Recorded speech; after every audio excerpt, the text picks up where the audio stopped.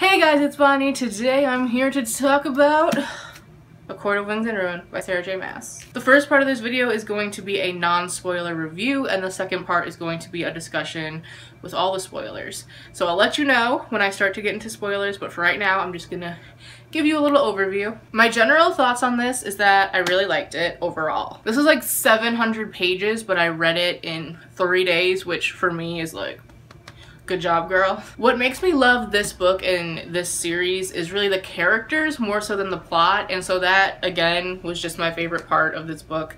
I absolutely love the characters. I loved some of the dynamics that we got to see play out here, like Feyre being back in the Spring Court at the beginning of the book, and just her whole journey, Lucian's whole journey, who I have loved since book 1, and I was just so excited for where he was gonna go in this book. And of course Rhysand, my High Lord of the Night Court, my baby. This book is 700 pages, and so there was a few slow parts, but I do feel like they were few and far in between. For the most part, I was really interested.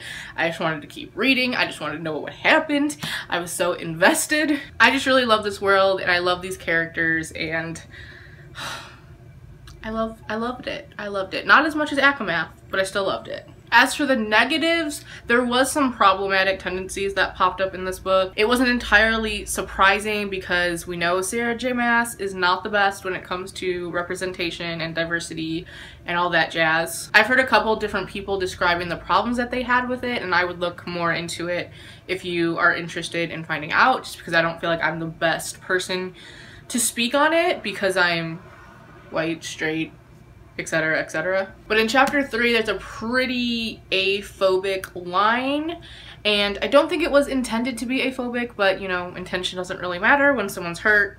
And I know some people had problems with one of the characters that is bi. They feel that it was too sexualized and it was like a stereotype.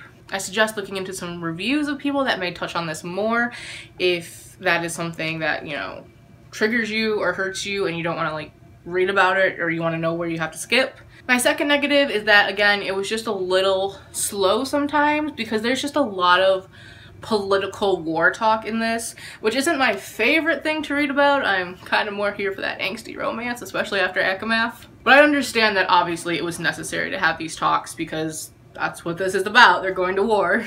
I also just thought it could have been a little more dramatic in places. I feel like, I don't think the ending was entirely anticlimactic, but I just think it could have been a little more. But overall, I still really love this book. I gave it 5 stars on Goodreads. It might be more of a 4.5, but I still really enjoyed it. I love these characters. I love this world, and yeah, it was good, guys. It was real good. I think that's all I can say for the non-spoiler part, so I'm gonna go into the spoiler-lead discussion now. If you have not read ACOWAR, I suggest turning this off, coming back later, and then we can talk. So, bye people that haven't read the book. Alright, so I had a lot of feelings about this bad boy. If you want to see me live reacting to a lot of the things that I talk about right now and this book in general, I will leave my Snapchat reaction video linked down below. That was so much fun to do. Every time I'd read something, I would just like freak out about it on Snapchat, and yeah, I think it's, I don't know, it's long, but I don't know, it might be interesting if you're interested. Like I said, link down below. But oh my god, a lot happened in this book. It's 700 pages, so let's get talking about it. First of all, who does Sarah J. Maas think she is, starting out this book in Rhys's perspective? I actually kind of predicted that. I was talking to my friends one day, I was like, what if Sarah starts it out in Rhys's perspective? Like, we're just thinking like, we're gonna be in the Spring Court with Feyre right away, but she's gonna like throw Rhysand at us the minute we open the book. It was a very short section, and it was 2 years before the Wall, so it was in the past when Rhysand was in the previous war, and just hit me with the emotions right away. So after that little bit of Rhysand, the rest of the book is pretty much in Feyre's perspective, except for one short chapter at the end. And I know we all thought it was going to be in dual perspective, but it wasn't. I think it's probably good that it wasn't in dual perspective because we didn't really need Reese's perspective during the time that Feyre was at the spring court. While I wouldn't have complained if we got Rhysand's perspective because I love Rhysand, we didn't actually spend as much time in the spring court as I thought we were going to. So I'm guessing that's why she didn't do the dual perspective, because it wasn't like Feyre spent half the book in the spring court. She got out of there pretty fast. Speaking of Feyre in the spring court, oh my god, what a queen. The mind games that she played, like that chapter, I think it's chapter 5, with the nightmare scene where she like pretends to have a nightmare and then goes to Lucian knowing that Tamlin will come see them and like get super jealous. I was like, oh, she did that. And literally all the times that she just owned Ianthe, I was just living for it. I live for Feyre in this entire book, but especially when she was in the spring court, just wheeling and dealing and doing all the things. There was a whole lot of Lucian in the beginning of this book, and I was living for it. If you don't know, Lucian is one of my favorite characters in this series. I have loved him since book 1, even when everyone was like, oh, Lucian, he's like Tamlin's bro, like I hate Lucian. I've seen a lot of people who didn't like Lucian going into this, Whitney, finding that they're actually really liking him in this book, and I'm living for it. I love him, and now everybody else does too, but y'all gotta get in line because I was here first. A big prediction that I've seen a lot of people have is that Ianthe was going to be pregnant with Tamlin's baby because they figured they would have done it at the Calanmai thing, but we learned that Tamlin didn't want to do it, so Lucian took his place and he had to do it with Ianthe, and my poor son, like he didn't want it. He doesn't like her. She's basically sexually abusing him every time they're in a room together, and I just want to hug Lucian and tell him how much I love him so that he knows how good he is, how amazing he is.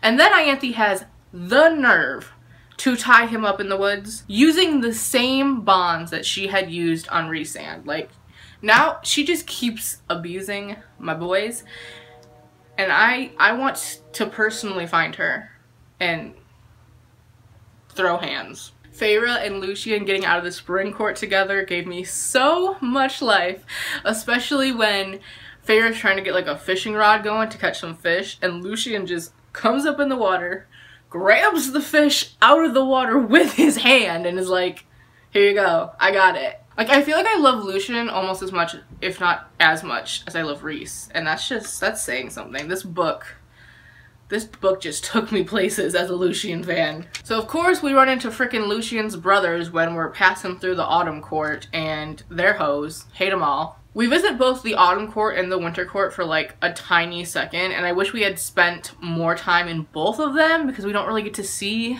those courts in any of the other chapters. Just about as soon as we get into the Winter Court, Lucian's brothers show up again, and this time Cassian does as well, and so does Azriel. We learn that Cassian is a-okay, which, thank God. I figured he would be, but if he hadn't been and he was just like dying without his wings or something, or I don't think he would have been dead. He would have had no wings, and I know that's really effective on an Illyrian, like that like drives them mad, and I would have hated to see that. So glad he's okay. Then we get home to the Night Court, and Rhys shows up, and Feyre and Rhys are reunited, and they have this cute moment for like 2.5 seconds, and then Rhys is like, everybody, y'all gotta go. We gotta do some things. Chapter 14 was so much. Like, I'm pretty sure he was like, I'm gonna lick you if you don't take a bath, and like, Is chapter 14 the new chapter 55? Is that what we're gonna be saying for this book from now on? We're gonna be like, chapter 14. There's a good bit of Feyre and Rhys sexy time in this, which, I mean, no one's surprised, but every time they would be having a cute moment, it would have to turn into like, gotta do ya. And I just wanted some cute moments in there, okay? Like that time when, I'm not there yet in my discussion, but that time when Rhys is giving Feyre a massage and it's so sweet, and then 2 seconds later it's like, really? Anyway, speaking of those kind of scenes, the library scene, am I right, y'all?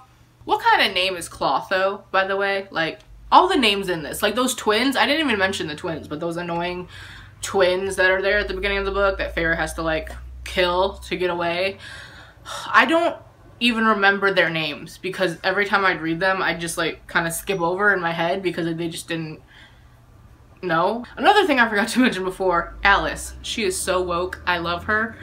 That's all. We'll get back to Alice a little later too at the end of this when I talk about questions / loose ends and all that stuff. The scene when they go to the bone carver and Feyre realizes that the child is her and Rhys's future son. My God. I was reading that scene at like 1:30 in the morning and I was trying not to scream, but I was probably screaming anyway, and it was just so good. Asriel teaching Feyre to fly was something I was just living for. I was really hoping that Feyre would learn how to use her wings in this book, and having Asriel teach her, because he learned a late bloomer, as you might say too. It was just so sweet, so pure. Asriel is so sweet and so pure. I want to hug him. Going back to Feyre and Rhysand. Do they know each other's names? They called each other my mate so many times in this book. I wanted to throw this book out the window and just... Me and my friends have all been reading this book together, and anytime that we come across my mate in the book, we go, that's not his name. That's not her name. And what would make it worse is Feyre would be like, oh look, there's more, there's Asriel, there's Cassian, there's Lucian, there's my mate. Just say Rhysand! I feel like when we talk about this book, we're gonna have to say Library Scene Part 1 and Library Scene Part 2. Because Library Scene Part 1 is, you know, Feyre and Rhys. I mean, they don't actually, like, do it there, but they get pretty close. But Library Scene Part 2, when she's with Nesta, and those Hybern people come and try to take her, and Feyre makes that bargain with the dark thing in the library, who we later learn its name is Bryaxis. Whew, that was pretty intense. I mean, I wasn't feeling too much feels because Nesta's pretty much like on this book. Sometimes I'm like, yeah, girl. Most of the time I'm like, shut up, girl. But what made that scene all the like, whoa, is that it's these ravens that come, which is something Elaine had predicted earlier on in the book. Elaine throughout the whole book was just really kind of out there, and she was like so broken and she was struggling so much until we finally learn that she is a seer. So everything that she's saying isn't just random like nonsense, she's like predicting the future. It's never really explained how this works, what kind of, like, can she choose what she sees or does it just come to her? I don't really know. And with her seer information, we find out that the sixth queen, like the sixth mortal queen, is out there on like some island under some curse. And so they're all like, oh, we should find her, but man, we have so much to do. So of course, Lucian has to be like, I volunteer as tribute. And it's like, why did he have to do that? I was so worried that something was gonna happen to him. And something did happen. He didn't come back until the end of the book. Like, Sarah J. Maas was giving me so much Lucian in the beginning of this book, and I was just living for it. And then at that part, it's just like, peace out, he's gone until the end of the book. The entire time, I was just like, I miss Lucian. I miss Lucian. Where's Lucian? Then we have that whole fight scene in the summer court, which is pretty intense. I wasn't, like, super invested until Rhys was talking to the King of Hybern, who was actually just, like, a hologram. I was so worried that something was going to happen to Rhys in that moment, but he was fine, so it's fine. When Rhys literally shows Feyre the family jewels. Am I right, ladies? Then we get to the scene where the High Lords all finally come to meet, and they obviously all bring people from their courts and stuff. I thought this was a really interesting scene because we get to see and learn that, I know one of the High Lords appears to be gay. He has a male lover, but she doesn't like do much more with it than that. It kind of just stops there. So it would have liked, oh my god, shut up. So it would have been good to see more interaction like with this character. I don't know, is that what I'm saying making sense? But this whole scene with all these people is just so amazing. Like, chapter 44 is one of my favorite chapters in the entire book, if not my favorite chapter. No one really thought Tamlin was going to show up to the meeting, but he does at the end of chapter 43, and of course he just comes to talk shit. I was screaming at the lines in this chapter. Tamlin was just going at Rhys and Feyre, calling Feyre a whore, saying all kind of horrible things, like Should I even read them out loud? I'm gonna read them out loud. Sorry, Mom, if you're watching. Line number 1 that had me shooketh and raging. When you fuck her, have you ever noticed that little noise she makes right before she climaxes? He literally said that to Reese, and I just wanted to choke him. I wanted Reese to choke him, but everyone was being so chill and like not calling him out, and I'm just like, y'all need to drag this man, okay? The other line that really had me shook was not said by Tamlin, but by Baron, who is also pretty awful. Reese was talking about Amarantha, which is really hard for him, by the way. Like, why are people making him talk about this? And he was just saying, like, the things he had to do to try to convince her, and, like, things that he did. Like, he sacrificed so much for all these people, and they're just assholes to him all the time, but... Anyway, Baron says, who knew that a cock could be so persuasive? Again, I was reading the scene. It was really late at night, but I was screaming. The best part, though, was at the end of the chapter when Reese literally makes Tamlin stop talking. He did that. At the end of that, when the highlights are all done talking, we get more of Helion, who during the meeting, the cabinet battle, as I call it, it's basically cabinet battle number 3. Helion kind of came off as a jerk during a lot of that, but we find out that he was just pretending. He's basically doing a resand. And so we find out that he's really cool, and he's like, bye, and some people had problems with this because it was like, he likes to bring people to his bed, and he wants a threesome with Cassian, Azriel, and more. And some people thought that was over-sexualizing, you know, stereotyping bi people, which I get. I thought Helion was a really great character, though, and then we learn that he is Lucian's dad. Lucian's mom was having an affair with him because he saved her from Amarantha, or I don't know. He saved her from someone during the last war. My camera just stopped recording and I didn't realize it, and I talked for so long. Gotta say all that stuff over. Great. Sorry if it sounds good this time. Anyway, when it cut off, I was talking about Lucian's dad and the fact that Lucian doesn't know that his dad is Helion, and Helion doesn't know that his dad is Helion. No, wrong. And Helion doesn't know that Lucian is his son.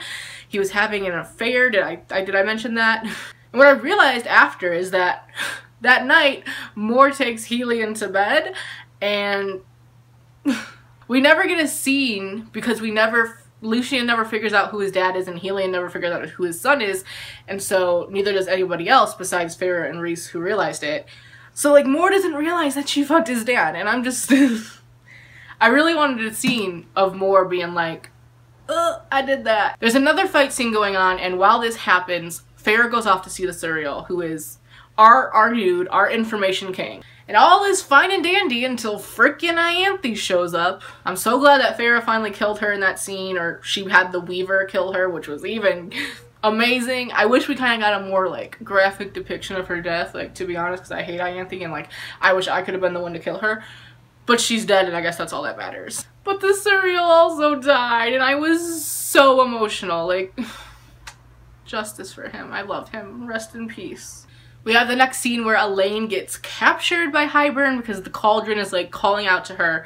So Feyre goes with Azriel to their war camp, and she goes in disguise as Ianthe. Feyre is such a queen. My favorite thing about that part is that she gets away by using her wings. Ooh! And I guess Tamlin gets his, like, kind of redemption during this part. He has, a few redemption parts. But I don't know, I don't think he's really redeemed in my eyes because he just, like, did some, like, not shitty things. That's basically all he did. He didn't really apologize. He didn't seem sorry or even realize that what he did was wrong. And so to me, he's not redeemed. Tamlin can choke 5 ever, like, even though he's trying to save Reese, but we'll get to that. Then we have a scene with Mor opening up to Feyre about her sexuality, and I was just, I just want her to be happy because she's gone through so much. And so in these next, like, continuation books, we better see her happy. Then it's finally time for this big battle with Hybern, and we're like, how are we gonna win? I mean, we have some great people here because Feyre brought in both Bryaxis, and she was able to get the Bone Carver because she looked into that mirror and basically saw herself for what she is, but she accepted it, and it was just so beautiful. Like, Oh, I love Feyre so much. And Rhys was able to get the Weaver to come and fight for them, so those three just stepping onto the battlefield was so awesome. However, we're still losing. We're still like, we don't have enough people. And then Feyre's dad comes. He has an armada and he has these 3 big ships named after Feyre, Nesta, and Elaine, and I was so emotional. And Miriam is there, and Draken is there, and the 6th Mortal Queen is there. Lucian, like, brought them all back on his way. Yet even with all these people, we're still losing this war. So Amren and Feyre run off to go nullify the cauldron so that the king can stop using it. And we have that weird scene where we think Amren is going to betray Feyre. And Feyre has this, like, vision kind of thing, like, through the cauldron. I still don't really know how it works, let's be honest. It was pretty confusing. But we see Nesta and Cassian is hurt, and Nesta's trying to fight the king for him, and oh, it was just so emotional. And Nesta and Cassian, like, they kissed, and they're like a thing, and they're like, I wish we had more time. I was so emo. But then Elaine comes and stabs the king, and Nesta finishes him off, and it's just a whole lot of yeah. Also, their dad dies in that scene, but I wasn't that emotional for whatever reason. Then we learn that Amren has to unleash herself. She has to become what she really is in order for them to win the war, because they don't have any other way. We also know that when Amren goes back, she's not going to remember the Court of Dreams. She's not going to remember her family. She's not going to remember how she feels, because the kind of thing that she is, they don't really have those kind of feelings and desires and wants. They're just, I don't know, out for blood, I guess. But she unleashes herself anyway, and it's so emotional. Then we think everything is good, everything is fine, hallelujah, we're winning the war. But no, there's some weird thing up with the cauldron, and Rhys and Feyre have to use their magic to stop it. On page 666, Satan himself, it says, Rhys is dead because he used too much of his power. Like, that literally happens on page 666. Satan literally wrote that. I was trying not to freak out too much because I knew that he wasn't gonna really, like, stay dead, and obviously he doesn't. I thought it was really powerful that all the High Lords had to come and give a piece of themselves, just like they had done for Feyre when Rhys dies, to bring him back, because Rhys had done so much for Prythian and all of these people. But no one realized it because he was kind of playing the snarky bad guy and, like, acting like he actually liked Amarantha, when really that was absolute torture for him. So this is just, I guess, a small way for these High Lords and them to give back to Rhys, because they've been shitting on him for years and he didn't deserve that. He did so much for them, and he just, ugh. Baron does it, Tamlin does it, and it's just like, ugh, yes.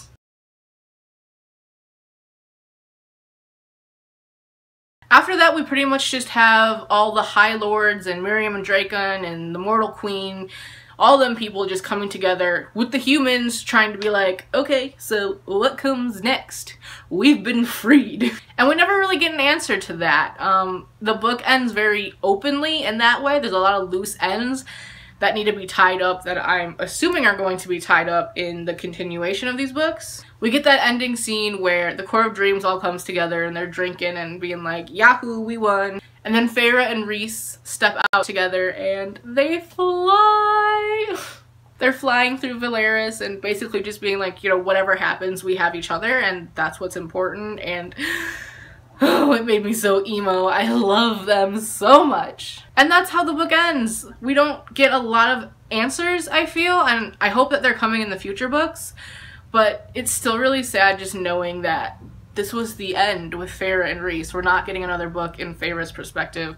We're probably never going to get Rhysand's perspective again, and we'll probably hear about them through the other characters, depending on who the book is about, but their chapter's over, their story's over, and I miss them already. I love them so much. I know this video is already 5 years long, but now I'm just going to talk about some of the questions slash the loose ends of the book that I've been thinking about the most. Number 1, what the heck happened to Alice? She leaves for the summer court in the beginning of the book, and we know that the summer court gets attacked, you know, a little while later, but we never hear about Alice and her boys. Is she alive? Is she safe? Is she thriving?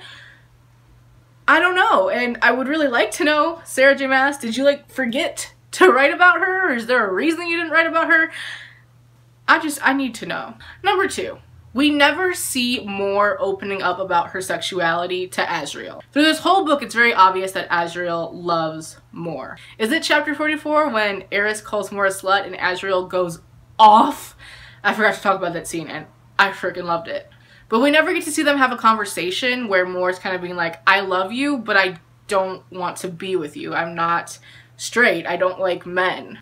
Maybe that's coming in future books. Maybe the next book will be about Mor. I could see that as a possibility. I don't know. That's something we didn't get. What I could see even more though being a possibility, or maybe it's just because I want it, but Lucien. I feel like we have so many loose ties with Lucien. One, he doesn't even know who his real father is yet, and that's a big thing. If Helion dies, that would make Lucien the High Lord of the Day Court. And I think that's a pretty big deal. Plus, we didn't get to see him have, like, his talk with Tamlin. We haven't seen him and Elaine really do anything. They're mates, but Elaine spent the entire book lusted after her human boy, and we've never really gotten to see Lucien and Elaine come together. Are they even gonna come together? Is Lucien gonna suffer all these years loving his mate with someone who doesn't love him back? I don't know, but I want to know. I love Lucien. He's my son. And also my dad, but, you know, it's fine. We also never got a Feysan child. I know a lot of people thought Feyre was going to be pregnant either throughout the book or at least in the end, but she never was. We saw her child. Obviously, it's coming at some point, I'm assuming, unless the Bone Carver was just being like, hey, this is what you could have, but you're not. So I don't know. Are they going to have a child? Are they going to have a son? I kind of want to know. And the biggest loose end is just what's going on with the world. Nothing has been settled. We don't know where the mortal queens are. We don't know what is up with the 6th mortal queen, Vassa. Her story was just kind of like dropped in there, and I feel like we didn't explore it at all. So that could be another potential for the continuation of these books. I wouldn't really want that. Like, I wouldn't want it in her perspective, but I could see doing something with her because she has a curse that she needs lifted, and she probably wants revenge on the other mortal queens. There's just a lot of character things that weren't really wrapped up. We don't know how Nesta's going to deal with losing her father. We're not going to know how Elaine and Lucien kind of come together. We don't know what's going on with Mor and Asriel and Cassian, and I want all the information, and we didn't get all the information. Okay, I think I am finally done talking about this book. Sorry this was forever long, but this book was forever long, so what did you expect? Let me know all of your thoughts down below. Let me know what you think is going to happen in the next books, like where you think it's going to go, who is it going to follow, what are some things that happened that you love, what are some things that didn't happen that you wanted to happen. Let me know all of your thoughts because I just want to yell about this book forever and ever and ever. Thank you for watching. You can check out all my social media down below if you are interested in following me elsewhere, but until then, I'll see you guys in my next video. Bye!